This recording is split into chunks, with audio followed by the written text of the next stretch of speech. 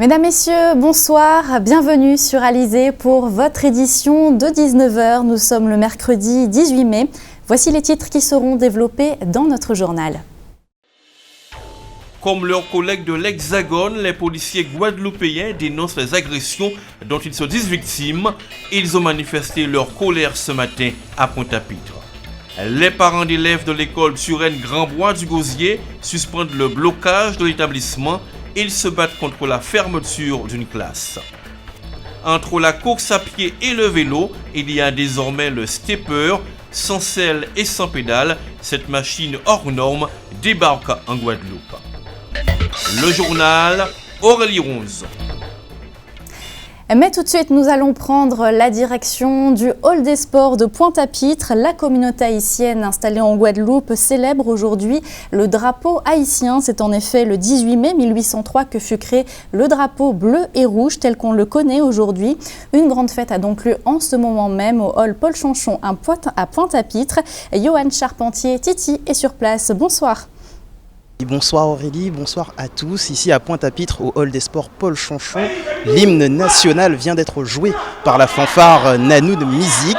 Alors dans les travées du hall des sports qui se remplissent petit à petit de rouge et de bleu, tout le monde est attentif. Alors du rouge et du bleu, pourquoi évidemment? Puisque ce sont les couleurs du drapeau d'Haïti, un drapeau créé en 1803 par Jean-Jacques Dessalines qui ôta la bande blanche du drapeau français afin de créer celui d'Haïti. Voilà pour le symbole et maintenant pour la cérémonie, nous sommes en compagnie de Guirlande Kinder, présidente de la coordination de l'association Tête Collée. Alors Guirlande Kinder, pouvez-vous nous expliquer quelle est l'importance d'une telle cérémonie pour la communauté haïtienne, notamment la communauté haïtienne en Guadeloupe? Oui. Alors, une cérémonie très importante pour nous, dans la mesure où nos aïeux se sont battus et ils se sont donnés, ils se sont livrés avec leurs deux mains pour arracher ce drapeau qui symbolisait quelque chose de très extraordinaire pour nous. Et la communauté haïtienne, et on peut dire les Haïtiens, en haïtien même, tous les Haïtiens authentiques, en vrai.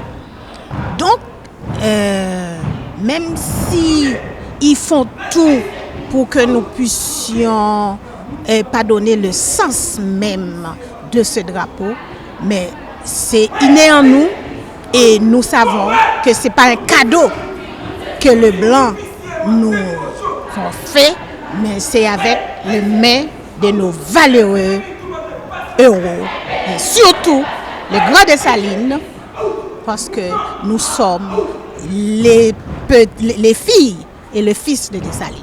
Merci Guirlande Kinder de nous avoir accordé quelques minutes. Alors la cérémonie doit se poursuivre jusqu'à 23h environ.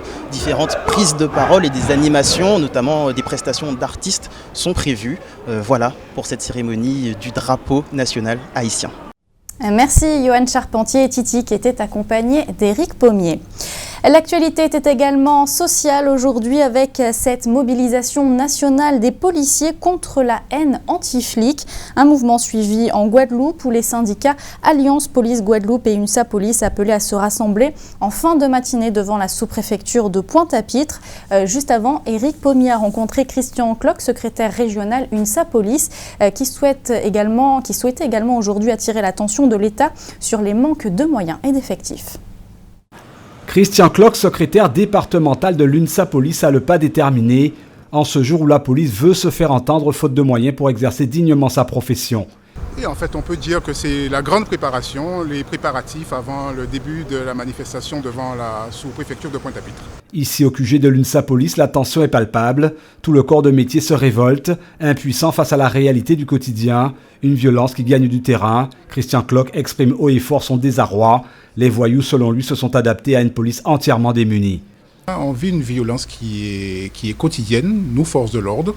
Nous sommes obligés de nous adapter également avec les petits moyens qui nous sont alloués et le peu d'effectifs dans les services. Il faut dire aussi que la révision générale politique des politiques publiques est passée par là, donc baisse d'effectifs, baisse des moyens. Donc si la police de Guadeloupe tient aujourd'hui, c'est grâce à la bonne volonté des collègues, des policiers qui la composent. Par ailleurs, l'UNSA Police pointe du doigt un gouvernement indifférent à la problématique spécifique du terrain dans le département.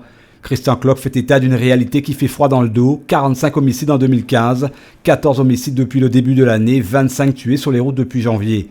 En fait, il y a une réelle colère, il y a un réel désarroi dans les services.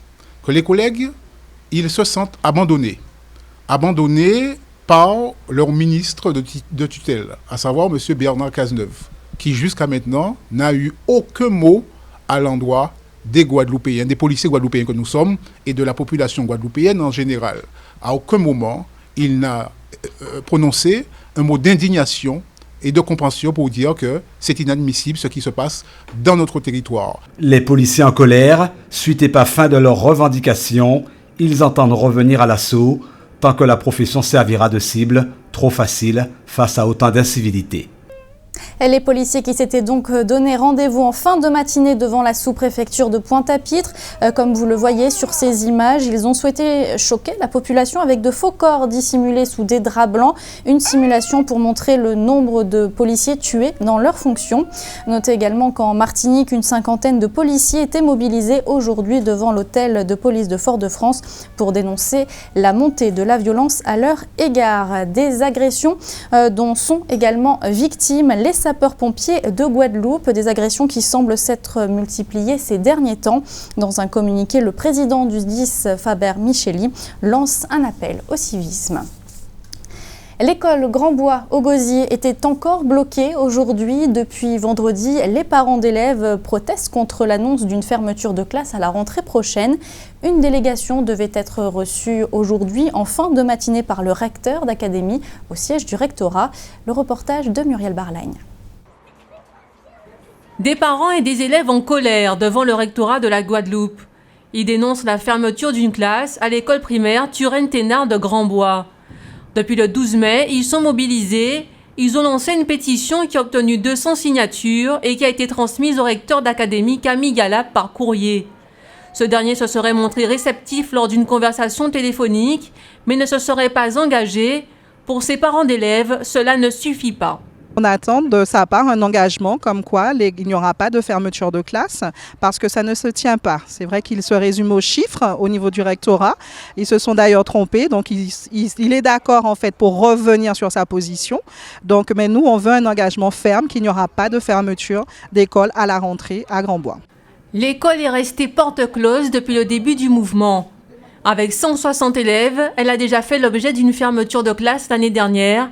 Pour ne rien arranger, on parle aussi du départ d'un enseignant à la rentrée prochaine. Pour les parents, cela signifie des classes surchargées. Un enseignant qui se retrouve avec 40 élèves et il y a des enfants aussi en situation de handicap, l'école sera trop surchargée. Nous ne sommes pas contre le double niveau. Ce que nous sommes contre, c'est la surcharge. Un double niveau avec un effectif convenable, on accepte. Mais lorsqu'on se retrouve avec un effectif, une classe à double niveau avec 29 élèves, comment voulez-vous que l'enseignant travaille? Vers 10 h, le recteur a accepté de recevoir une délégation de parents. Des parents décidés à ne rien lâcher tant qu'ils n'auront pas obtenu gain de cause. Et notez que le mouvement des parents d'élèves de l'école Grand-Bois au Gosier a été suspendu, et ce jusqu'à la réunion de la commission paritaire le 22 juin prochain. Une commission qui doit statuer sur les fermetures de classes dans notre département. Refermons ce chapitre social avec les personnels des finances publiques de Guadeloupe, de nouveau mobilisés aujourd'hui. Depuis hier, 3 sections syndicales appellent à se mobiliser pour protester notamment contre des suppressions de postes, des suppressions qui auraient aussi bien un impact sur les salariés que sur les usagers. Et comme vous le voyez sur ces images de Marion Bordier, le personnel était mobilisé. C'était ce matin devant le centre des finances des Abîmes. Enfin, puisque l'on parle d'impôts, notez qu'il ne vous reste plus que quelques heures pour envoyer votre déclaration d'impôt sur le revenu, si vous avez bien sûr opté pour la version papier. Alors malgré la grève, vous pouvez tout de même déposer cette déclaration dans les boîtes aux lettres. Par contre, si vous avez choisi Internet, vous avez un délai supplémentaire jusqu'au 7 juin. On en vient à notre tour d'horizon de l'actualité dans notre grande région de la Caraïbe. Nous irons ce soir en Jamaïque où le ministre des Finances et de la Fonction publique veut développer l'industrie de la marijuana médicale. Mais tout de suite, nous prenons la direction de la Dominique où la compagnie aérienne régionale, la LIAT, va renforcer ses rotations. Voici l'actualité Caraïbe. LIAT, la compagnie aérienne régionale, ajustera son programme de vol pour améliorer sa desserte de la Dominique, l'un de ses 4 principaux actionnaires, à la suite des plaintes du Premier ministre Roosevelt Skerrit. Il se plaignait en effet du traitement minable que la LIAT prodiguait à ses passagers et de l'arrogance des personnels navigants à l'égard des passagers dominiquais. Pour sa part, Robert Tonge, le ministre du Tourisme de la Dominique, souhaitait que la LIAT offre davantage de liaisons pour les touristes qui sont obligés de passer une nuit dans un autre pays pour se rendre à la Dominique. À la suite d'une réunion rassemblant les différents acteurs du tourisme et la LIAT, un nouveau programme de vol vers et depuis la Dominique prendra effet à partir du 1er juin, lequel prévoit de renforcer la flotte de la LIAT et donc d'augmenter le nombre de rotations et de respecter les horaires. Au sortir de la réunion, Robert Tonge a fait part de la qualité des échanges avec la LIAT qu'il souhaite voir l'accompagner dans le développement touristique de la Dominique. Aude Léchaud pense que la Jamaïque doit se positionner en urgence sur le marché de l'industrie et de la marijuana médicale. Pour lui, il ne s'agit pas simplement de fumer un joint avec de la mauvaise herbe, mais de créer une véritable industrie à forte valeur ajoutée. Le ministre des Finances et de la Fonction publique précise que le marché légal de la marijuana aux États-Unis devrait passer de 6,7 milliards de dollars cette année à près de 22 milliards de dollars d'ici 2020. Le ministre a en outre informé que le ministère néerlandais de la Santé exporte déjà la marijuana médicale au Canada, en Italie, en Allemagne et en République tchèque. Israël aurait plus de 12 000 patients soignés grâce à la marijuana médicale et serait le leader mondial sur ce marché. Shaw a déclaré que le développement d'une industrie de la marijuana médicale en Jamaïque impliquerait la poursuite de la recherche dans les universités pour créer des médicaments qui peuvent aider les personnes souffrant de maladies telles que le diabète ou l'épilepsie. La marijuana médicale offrirait aussi l'opportunité pour des petits agriculteurs de diversifier leur activité. Bref, pour Aude Léchaud, développer la marijuana médicale positionnera la Jamaïque comme la capitale du tourisme médical, de la santé et du bien-être sur l'échiquier mondial.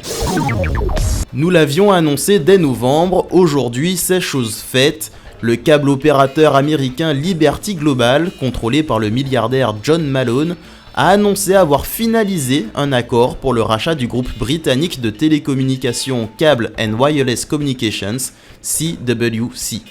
Montant total de la transaction, environ 7,4 milliards de dollars.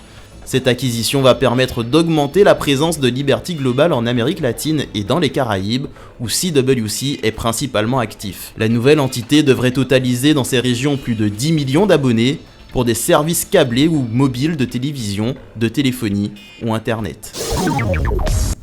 Retour en Guadeloupe, on va prendre la direction du port de pêche de Petit Canal où c'est actuellement l'effervescence. Les marins-pêcheurs préparent activement leur fête qui aura lieu ce dimanche. L'association des marins-pêcheurs et des plaisanciers de Petit Canal est à pied d'œuvre pour recevoir comme il se doit le public, comme a pu le constater Éric Pommier. Nous sommes sur le petit port de pêche de Petit Canal et depuis un mois, tous ces hommes sont à pied d'œuvre sur ce petit chantier, une fois par semaine à raison de 8 heures de travail jour non-stop, à prendre des mesures, scier, couper, découper et enfin emboîter.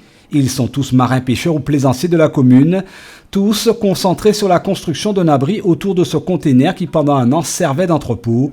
L'association, avec autorisation et dans les règles de la construction, bénéficie d'une surface de 100 mètres carrés pour être mieux lotie. Il y a en préparation la fête des marins-pêcheurs prévue ce dimanche 22 mai. Alors, embellir les lieux est devenu une priorité pour bien recevoir dignement la population. Les travaux avancent plutôt bien, tout matériel confondu. Cette réalisation aura coûté près de 8 000 € sous fonds propres de l'association. C'était très important pour l'association parce que depuis 2012, nous sommes sur le site, mais nous n'avons pas d'abri, nous n'avons pas d'endroit où stocker nos affaires. Les marins-pêcheurs se font voler chaque jour. Donc on a décidé de faire l'acquisition d'un conteneur et de faire l'habillement de ce conteneur. Éric Auguste est marin-pêcheur à Petit Canal et heureux d'admirer tout le travail qui a été entrepris, surtout depuis qu'il a pris la tête de l'association des marins-pêcheurs en 2012. Aménagement du littoral sur près d'1 hectare avec la complicité de l'ONF et le collège de la commune, nettoyage de la rive gauche du canal et autres travaux d'embellissement du petit port de pêche.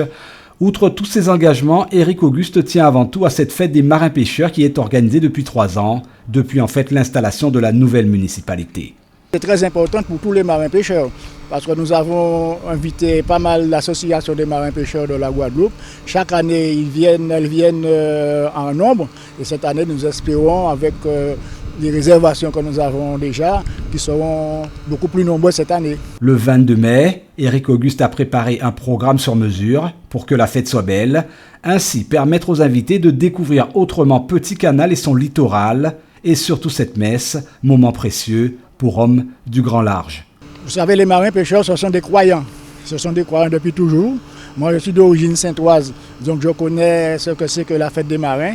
Et puis, nous organisons cette fête, cette messe aussi en accord avec la municipalité, pour aller jeter une gerbe pour les marins décédés. Un port de pêche dynamique, revu et amélioré, un littoral transformé, bientôt un nouvel abri qui à terme sera transformé en local fermé. Des projets, Éric Auguste en a plein la tête malgré une conjoncture difficile, mais il reste digne, car il rappelle que la pêche est une activité noble. Parole d'un homme qui a laissé tremper ses lignes dans le désert bleu depuis pratiquement sa tendre enfance. Cette édition touche bientôt à sa fin, mais avant, je vous propose de découvrir un vélo un peu particulier, le 3G Stepper. Il n'a ni selle ni pédale, il est homologué pour la route et permet de faire des balades tout en se musclant. Un nouvel accessoire fitness que nous présente Muriel Barlagne. Le vélo 3G Stepper, un vélo sans selle et sans pédale. Fraîchement arrivé sous nos cieux, cette machine innovante est fabriquée aux États-Unis, en Californie. Dans le monde du fitness, c'est une petite révolution. Ce vélo permet en effet de faire du step en se déplaçant. Les résultats seraient rapides pour la perte de poids et le renforcement musculaire. Une perspective qui séduit surtout les femmes. Ce qui m'a plu dans le vélo stepper, c'est étant déjà pratiquante de sport de pilates et yoga, ça me permet de travailler davantage de cardio. Et comme ça, je travaille toujours mes abdos, mes fessiers et les cuisses. La sensation qu'on a, c'est comme si on partait, on mettait ses baskets et qu'on allait faire un jogging. On travaille vraiment tout le corps et c'est ça qui est très intéressant. Surtout que le vélo, il ménage les articulations. Donc sur ceux qui ont des problèmes d'articulation, c'est intéressant pour eux d'en pratiquer. Ce système breveté de step peut supporter jusqu'à 150 kg. Il est tout-terrain et fait travailler plus qu'un vélo classique. Il suffit à son utilisateur de trouver l'équilibre, ce qui demande un certain temps d'adaptation. Il ne faut pas hésiter à trouver des poses sur ce vélo en fonction de sa morphologie. Se placer à l'avant, se placer à l'arrière, prendre des poses en roue libre pour pouvoir souffler, parce que rapidement vous allez devoir vous mettre à stepper, puisque ce vélo ne supporte pas, on va dire, le temps mort. Donc c'est du sport complet. C'est de la transpiration en perspective. La seule chose que vous aurez à faire en rentrant le vélo, c'est de le rincer parce que vous allez transpirer dessus. Donc pour que le sel ne puisse pas l'abîmer, il faut le rincer, comme on fait pour un bateau. Il y a une dizaine de jours, les premiers vélos stepper ont été livrés en Guadeloupe où siège la société chargée de les commercialiser aux Antilles et en Guyane. Sur la trentaine d'exemplaires reçus, une vingtaine ont été vendus à des particuliers, mais des sociétés de location attendent de pouvoir en acheter. C'est en septembre qu'une livraison de plus de 100 vélos est prévue. Avant de se quitter, on va jeter un rapide coup d'œil sur vos prévisions météo pour demain matin en Guadeloupe. Ce sera un temps assez sec avec une alternance d'éclaircies et de passages nuageux. Les températures afficheront dans la matinée entre 25 et 28 degrés. C'était le journal d'Alizé. Merci de votre fidélité. Dans quelques instants, votre rendez-vous sportif quotidien, Minute Sport mécanique, puisqu'Éric Pommier est allé voir dans quel état d'esprit se trouvait notre pilote Jean-Michel Pouvin après son abandon à la ronde de Jarry. Minute Sport qui sera suivi de l'actualité nationale et internationale. Et puis votre soirée sur Alizé, un épisode de The Island. Pour ma part, je vous donne rendez-vous demain dès 12h30 pour votre édition locale et régionale. Excellente soirée sur Alizé.